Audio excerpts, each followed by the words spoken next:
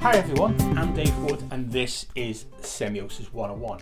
Welcome to the special 6th Omnibus edition on general Peircean semiotic theory for illustrators and designers. Now in this 6th Omnibus we have 3 episodes back to back focusing in on our audience and how semiosis can improve your aesthetics and visual communication. This 6th Omnibus marks the end of Season 1 of Semiosis 101 videos with a preview of Season 2 which begins next Wednesday. Video 1 in this Omnibus focuses on how semiosis can help reduce 3 noisy bad habits every designer and illustrator should give up. Video 2 we will focus on 3 semiotic good habits that will change your designing or illustrating. Then we wrap the Omnibus up with the final video, which is a preview of Season 2's themes. Now if you prefer to watch the videos individually, you can on this Scouse-Scot Semiosis 101 channel, or stay tuned and watch them all in order in this Omnibus. We begin this 6th Omnibus with a video on 3 noisy bad habits every designer and illustrator should give up. In Omnibus 5, we built on what we've learned about semiotic representation in semiosis with the iconic, indexical and symbolic, by exploring the philosophical underpinnings of audiences' experience through the phenomenological states of firstness, secondness and thirdness. So in this video, in around 10 minutes, we will focus on our audience again, semiotically speaking, and the 3 noisy bad habits designers and illustrators should avoid. These are inappropriate colour use, visual clutter and unnecessary decoration. Yes, we revisit one aspect of the semiotic journey, noise, and how avoiding noise in semiotic communication you can improve your effectiveness as a designer or illustrator. We will see how these 3 design bad habits can be improved by really understanding semiotically how sign action works to improve how you can connect with your target audience. So stay tuned, subscribe, let's go. Welcome to this week's talk. If you've watched the other videos in Season 1 of Semiosis 101, you'll realise Peircean's terminology and ideas take a lot of effort to then adopt without some Semiosis 101 facilitation. Don't get me wrong, Peircean's theory of semiosis is very valuable for visual communicators of all types. It is just a pity it's not written in a designer-centric way. So, as Season 1 comes to its conclusion, we end on 2 semiotic videos that segue nicely into where Season 2 will begin. Yes, in this penultimate video, we will start with some design bad habits to show where semiosis can overcome them. In the next 10 minutes or so, we will examine 3 noisy mistakes that all illustrators and designers can now semiotically avoid. In any designer's or illustrator's output, it is intended to visually communicate something to someone.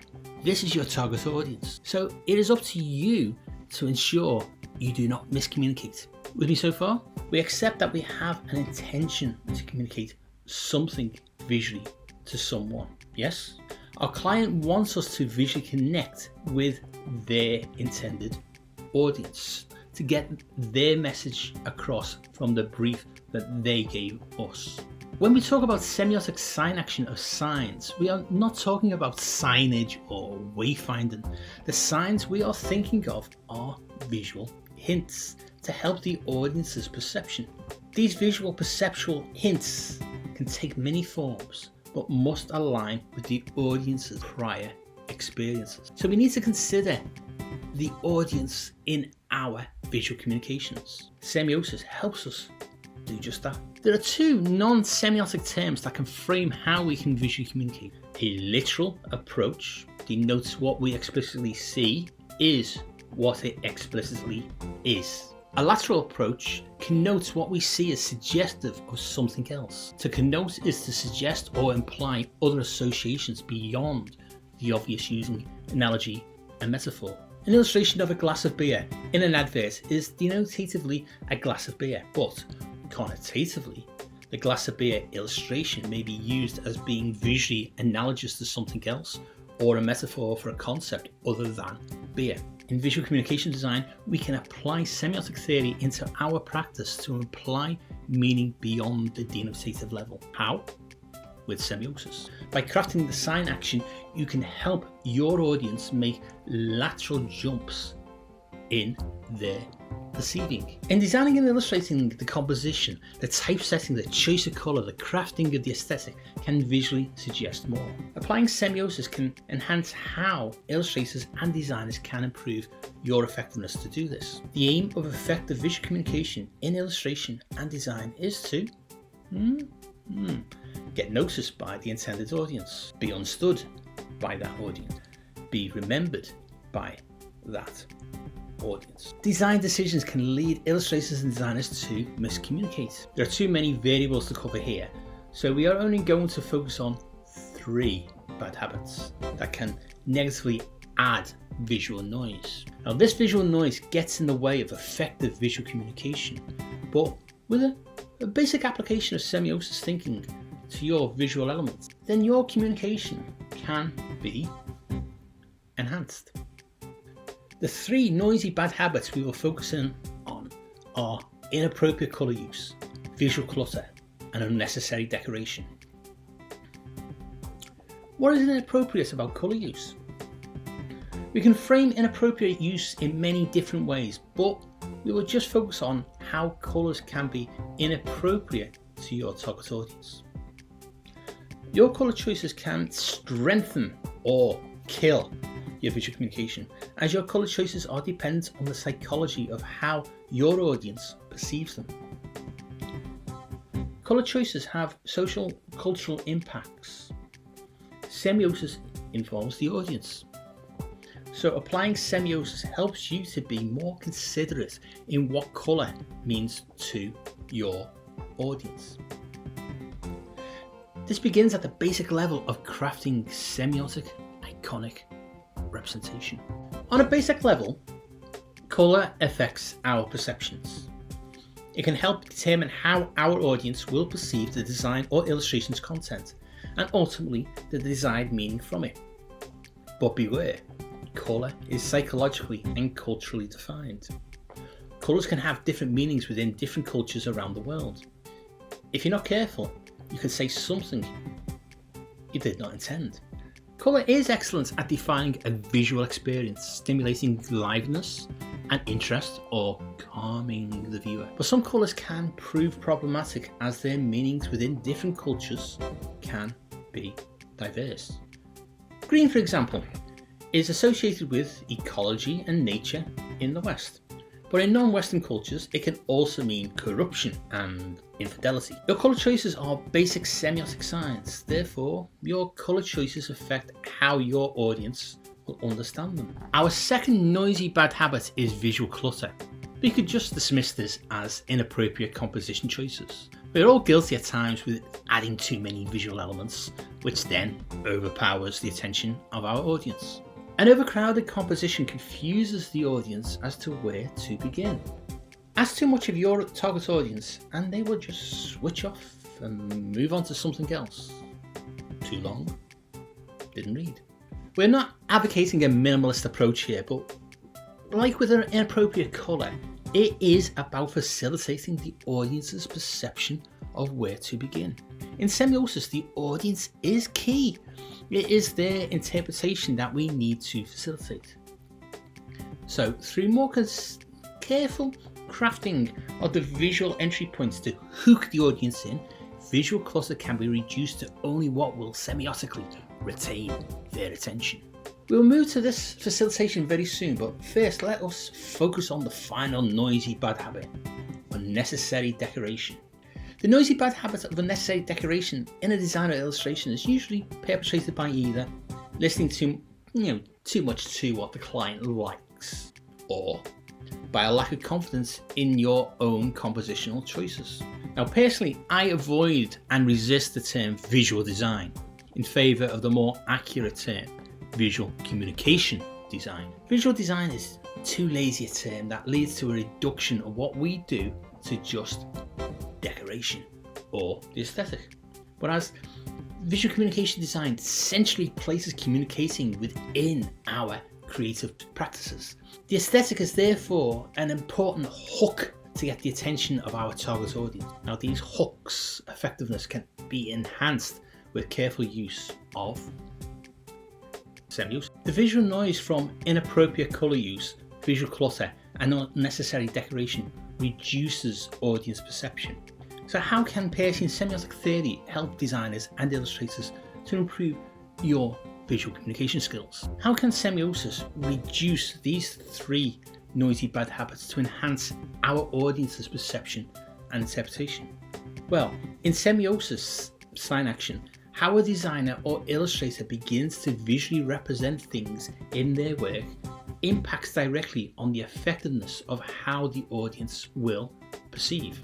Adding too many visual elements in the hope that some of them will do your visual communication work for you, and only focusing on an aesthetic for aesthetic's sake, both are counterproductive. How designers and illustrators can reduce these three noisy bad habits to improve the audience's perception is down to your choices of semiotic representation.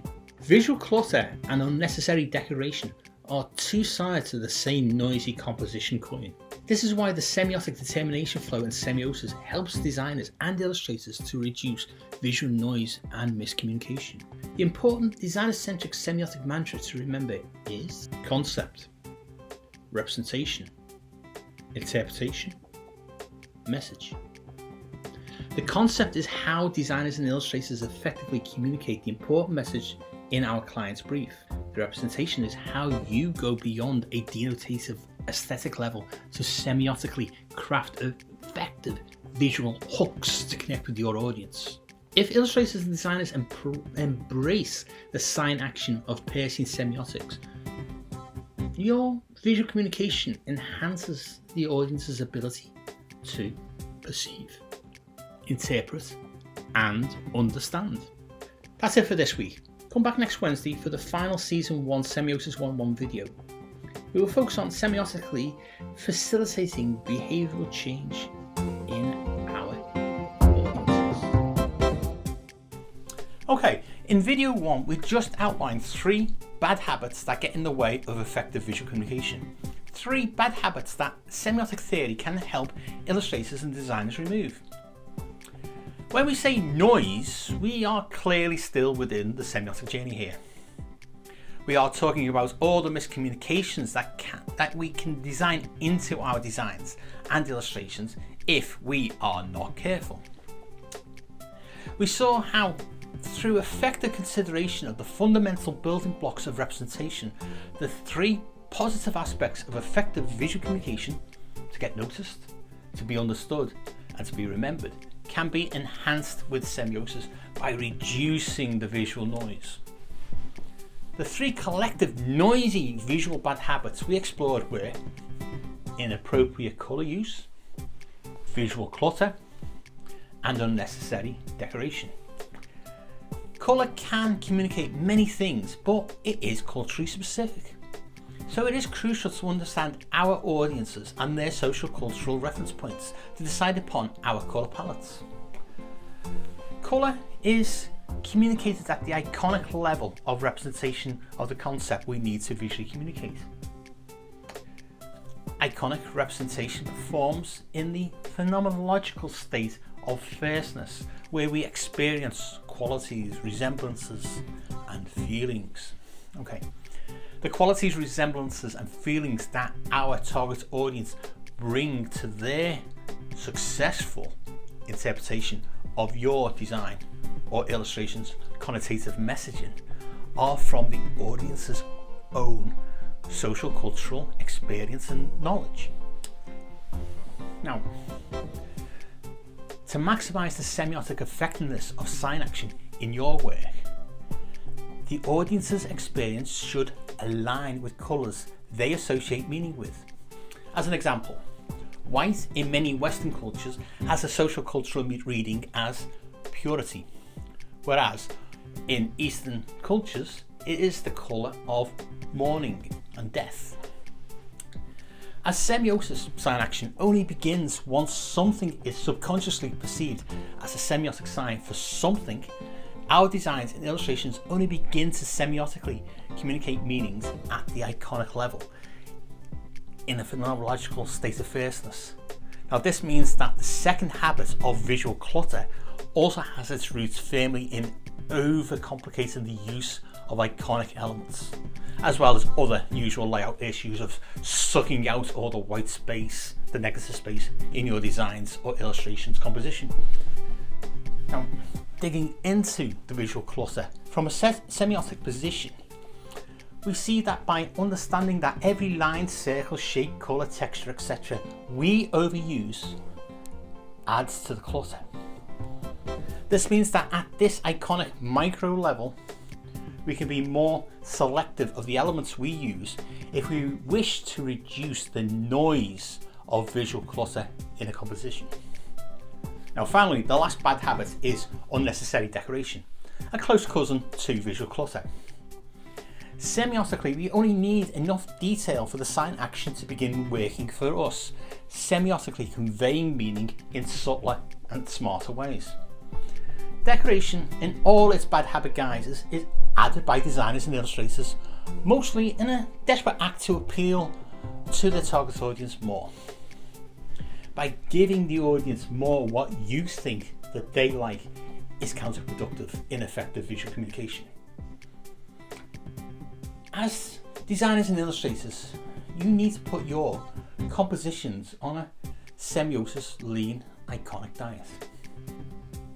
Discover insights into your audience's social cultural reference points and semiotically craft visual hooks into your visual communications.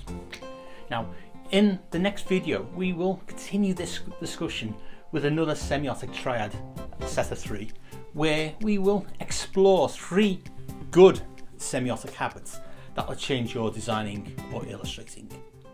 In this second Omnibus video, we will now focus on a new triad, 3 semiotic habits that will change your designing or illustrating.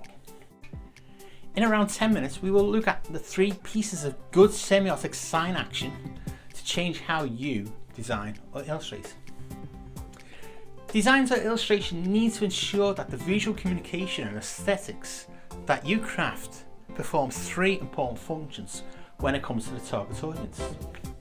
The work must get noticed, to be understood, and to be remembered. As graphic designers and illustrators, you are visual communicators first. Now, Jorge Frescara, a professor in design, states that our work is understood as the physical product derived from the activity, but the activity itself is often overlooked. It involves judgment calls, the implementation of knowledge, the generation of new knowledge, and the use of educated intuition and decision making. It is aimed at visually communicating specific messages towards having an impact on the public's knowledge, attitudes, or behaviour in an intended direction. Frescara talks of our work having judgment calls and implementation of knowledge. He goes on to talk about our visual communications leading to the generation of new knowledge and the use of educated intuition and decision making. See, to Frescara, the impact of our visual communication work is on the public's knowledge, attitudes, or behaviour in an intended direction. Now that is crucial. Semiosis in the hands of a designer or illustrator is one tool you can use to not only in the judgment calls when crafting your work, but in doing so, applying semiosis also helps illustrators and designers to influence the eventual public impact of enacting behavioural change. Whether this is as simple as crafting the aesthetics semiotically to get your work noticed or understood or remembered, or to have the semiotically crafted visual communication work actually having greater impact on our audiences by enacting behavioural change. It will be another theory-packed 10 minutes of Peirce's semiosis in designer-centric terms. So, stay tuned, subscribe, hit the bell, and let's go. Welcome to this week's talk and the final video of Season 1. In Season 1 of Semiosis 101, I have covered all the main entry points for designers and illustrators to Peirce's semiotic theory of semiosis, design action, all discussed in designer-centric terms. Now, this final video will be a plenary to put Season 1 into a visual communication context. This plenary will focus on 3 pieces of good semiotic sign action that can change how you design or illustrate. The 3 semiotic habits are: craft the aesthetic iconically, center your audience in your visual language, and semiotically hook their attention and keep them engaged. To begin to semiotically change how you work, the first step begins with your audience. Who are they? What do they know already? What are their experiences? These starting points will benefit you. The aim of effective visual communication is to be noticed, be understood, and be remembered. This is not by fellow creators, but by our target audience. The aesthetic we employ in our work gets the audience's attention. It gets their notice or not. After all, aesthetics is quite a subjective thing. So how can we, as creatives, as illustrators and designers, win when the subjective cards are against us? After all, we cannot please all the people all the time, right? Well, that is why we describe our audience as targets. That narrows the field from everyone to just these people who are X. It is in understanding the common factor X in our researching of our target audience that we get keen insights to who they are, what they have commonly experienced, what they already know. Even a basic and cursory examination of who our audience will be will prove beneficial for any designer or illustrator. My late father was a bespoke tailor, a craftsman, who always despaired over off-the-peg garments. While that always made me laconically smile, he did have a point which stuck with me within a different creative industry. We spent time in our design school education to develop the technical skills within our specialism to do the job of designing and illustrating. But when do we consider what the audience would appreciate rather than what the client wants? We learn that as we get more experience and we improve our effectiveness. Peirce's semiosis offers us a semiotic structure to enhance our effectiveness within his determination flow: concept, representation, interpretation, meaning. If our 3 good semiotic habits are: craft the aesthetic iconically, center your audience in your visual language, and semiotically hook their attention and keep them engaged, how does the determination flow help our practice? The concept is how we will visually communicate the client's message. The representation is how we choose the best visual language to achieve that. The aesthetic, the tone of voice, the colour palette, etc. The interpretation is what the intended audience does. Now, any visual noise, any miscommunication from the choice of visual language can make an aesthetically crafted piece of design or illustration to fall flat. Semiosis helps designers and illustrators to hone their visual language to avoid miscommunication and visual misfire. How? Unlike other semiotic theory that is dyadic, 2, semiosis is triadic, 3. The audience is embedded. So the first good semiotic habit to employ is to craft the aesthetic iconically. To think of the visual building blocks of your aesthetic's visual language from an audience's perspective. Okay, this can be at face value seen as extreme micro-focusing, but stay with me. You saw in videos 10 and 12, or 10 to 12, how the basic semiotic building block of visual meaning is iconic representation. Now, forget all the other meanings of for icon or iconic you know. The Peircean icon is the first level of sign action to represent the intended concept. Think iconic representation as a resemblance to, or that reminds me of, rather than exemplary, classical, seminal, important. etc. Think of a semiotic icon as an element of semiotic representation rather than a religious or user interface image. Peirce uses terms in a very specific way. Therefore, to craft your aesthetic visual language from the iconic level up now needs to be put into context. In videos 10 and 11, I used an illustration and a branding campaign to demonstrate how, at the iconic level of semiotic representation, designers and illustrators can select lines, shapes, colours, marks, textures, etc. Basic visual building blocks to build meaning at a very basic visual level. By embracing the idea that with more thought, these basic visual elements can be semiotically crafted to provoke an action in our intended target audience. Recognition, a raw recognition, just enough to get the audience's attention, just enough for them subconsciously be hooked with a visual element within the aesthetic that resembles something they recognise. In that microsecond, we can draw them in further. The visual crafting of iconic elements to build your visual language into an effective aesthetic is in the power of all illustrators and designers who pay attention to sign action. By being mindful of the crafting of the basic visual building blocks of your visual language, you are naturally centering your target audience. By considering them through any research you have on them, however basic this may be, you are beginning to strengthen how they will react on a subjective level to what you need to visually communicate. If you were to focus test designs, a focus group will say one thing, but away from the questions of a panel, actually do something else. Now, this may be a subconscious action. We are human. We cannot help being fallible. But Peirce was ahead of the curve here.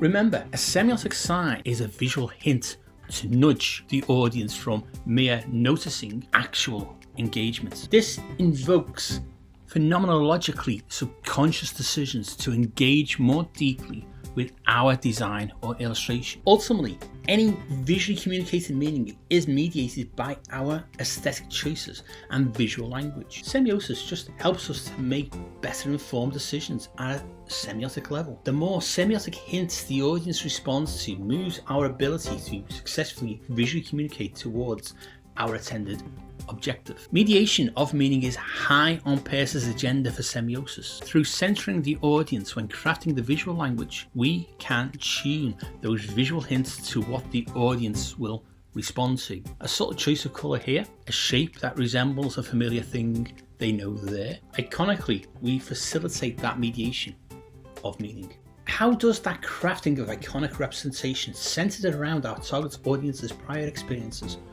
hook their attention?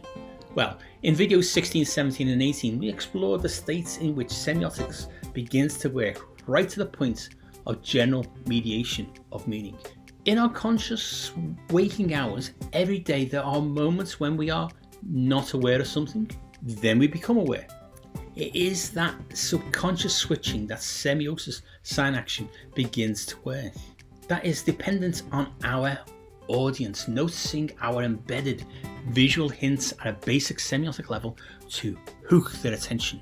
Once hooked, our visual language and aesthetic then needs to work hard to retain the audience's interest. So we need to move semiotically up our representation of the concept from iconic through indexical to symbolic.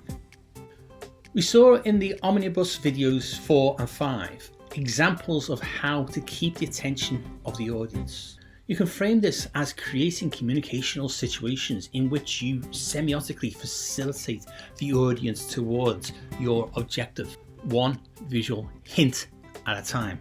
And here's you just thinking you are just designing or illustrating. I know so far this all seems to be abstract thinking around how we visually communicate. I just design, illustrate, I hear some of you cry. That is fine. Peirce shows us through semiosis how to work smarter and more efficiently. Why not join him?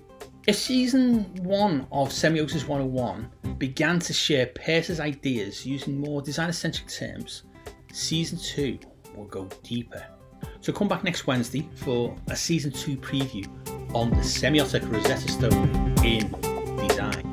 Welcome to Season 2 of Semiosis 101. This week we have a preview video of the theme for the next 20 videos. A new season and a new theme to explain Peircean's semiotic theory of semiosis, sign action, in designer-centric terms. Season 2's theme is the Semiotic Rosetta Stone. So let me put that into context. The original Rosetta Stone was the discovery of a carved stone that finally broke the mystery of ancient Egyptian hieroglyphics. This was achieved because this stone plaque contained the same text in 3 languages. Hieroglyphics, which was untranslatable, Ancient Greek, which was known, and a 3rd language, which was Demotic. Demotic was a meta-language which could be used to mediate an unlocking of the unknown from the known. Semiosis 101 is here to do just that for Peirce's theory. The Semiotic Rosetta Stone is an umbrella term I use to describe the need for a designer-centric explanation of Peirce's semiotic theory of semiosis. The Semiotic Rosetta Stone is also the term that frames my academic research, under which I ran workshops and was academically published. In Season 2, this will be the broad focus of how the next 20 videos will help you to apply semiosis into your own design or illustration work. To begin this, the first 5 videos will be your Semiosis 101 101 to understand semiotic theory. We will begin at the beginning by dispelling 5 things that semiotics gets confused with. It is always good to go back to basics in order to rebuild your visual communication practice from a stronger foundation by helping you make more successful connections with your target audience. How do you visual communicators improve your effectiveness to positively convey the intended connotative messages encoded in your work? With many years experience of teaching of design and illustration to university students, I have observed 5 common problems students have with embedding semiotic theory. Students hear semiotic science and think signage. They think it is the design of signage. They hear semiotic science and think a method to understand what has already been created. Students misconstrue semiotics as a fixed thing instead of an open-ended process. They believe semiotics to be an abstract thought exercise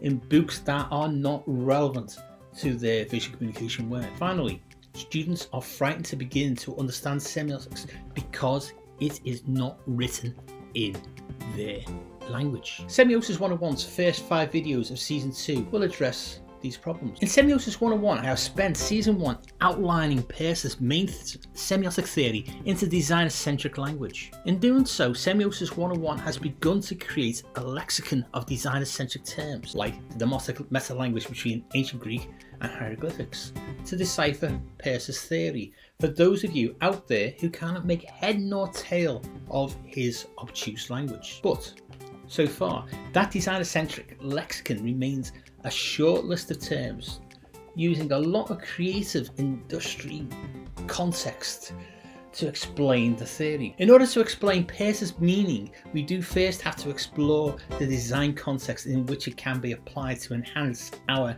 visual communication ability. In Season 1, we have explored these contexts using professionally produced illustration and design sketches and outcome to understand how semiosis, sign action, works to hook the target audience. In Season 2, we will go deeper in expanding a designer-centric lexicon of terms for visual communicators in the creative industries to apply semiosis into your work. To do this, we will build upon the results from semiotic probes that I have used with design professionals. These semiotic probes were used in research projects with 2 collaborators, Professor Paul Cobley, a semiotician at Middlesex University, and Dr. Sheila O'Neill at University of Dundee. These semiotic elements, framed by design and illustration professionals in their own terms, offer Semiosis 101 with clues of how the Semiotic Rosetta Stone's meta-language can help the application of semiosis into visual communication practice. Now, these clues will be shown how they connect with the need of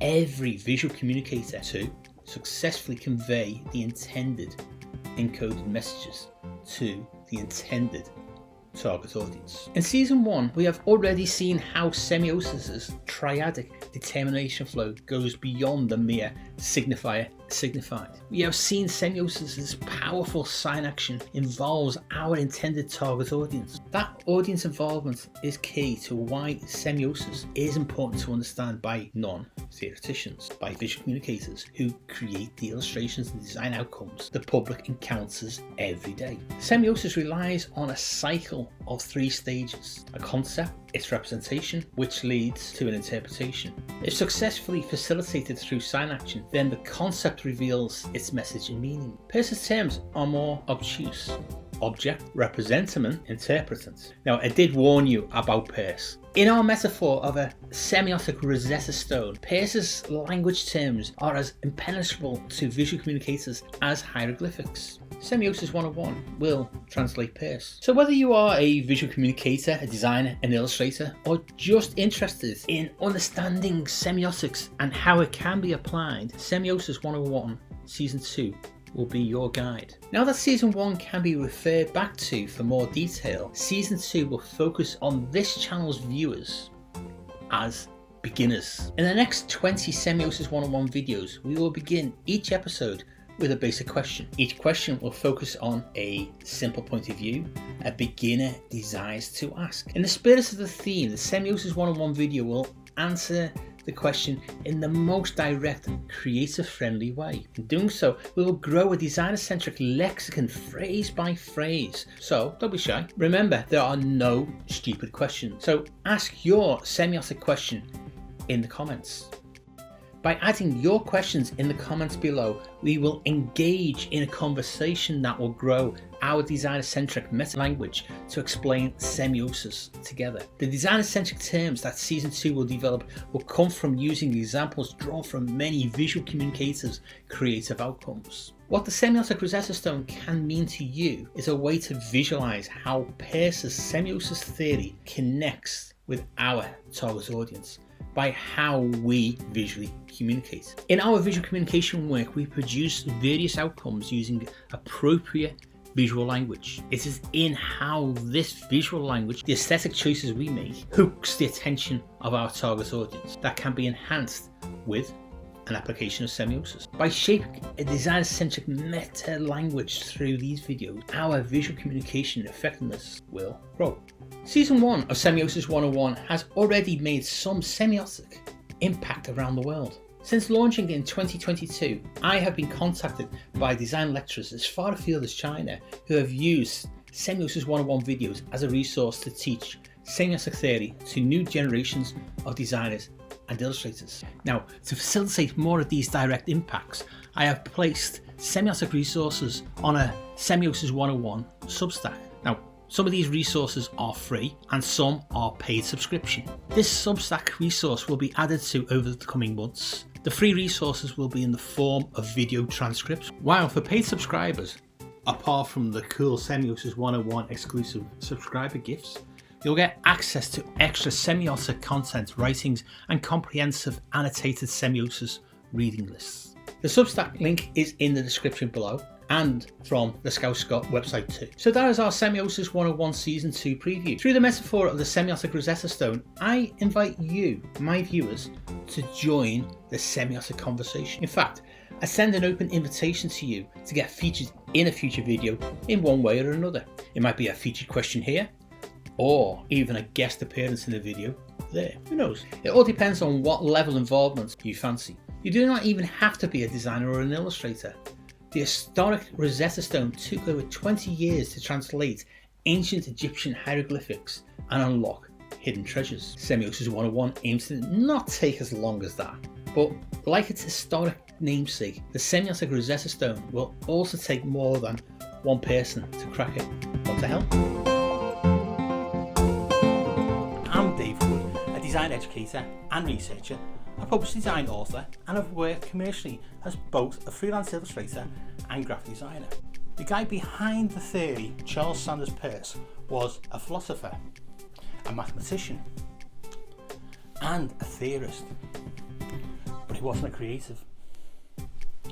Each week on this Scouse-Scot Semiosis 101 YouTube channel, I'll post at least one 10-minute explainer video on an aspect of Peirce's pragmatic semiotic theory. Each video will feature a take-home piece of applicable semiotic theory, and they do interconnect to build up your understanding of semiosis. Each free Semiosis 101 10-minute video will use designer-centric terms instead of theoretical language so that illustrators and graphic designers can understand and follow. As a fellow creative and a published design author, I have a link in the description to my Scouse-Scot website. If you are interested in reading my semiotic Rosetta Stone academic writing, then you can visit my academia.edu link in the description. Any other books on Peircean semiotics or design I've mentioned in the videos are also listed in the description. Check them out too. Thanks for watching. Check out the other videos, like and share them with your friends, and hit the bell and subscribe buttons to be notified when next week's video is published. You can also follow Semiosis 101 on the socials for updates. It's Scouse_Scot on Instagram and Semiosis 101 on Twitter. See you all again next week for more Semiosis 101 to help illustrators and designers to enhance your visual communication skills.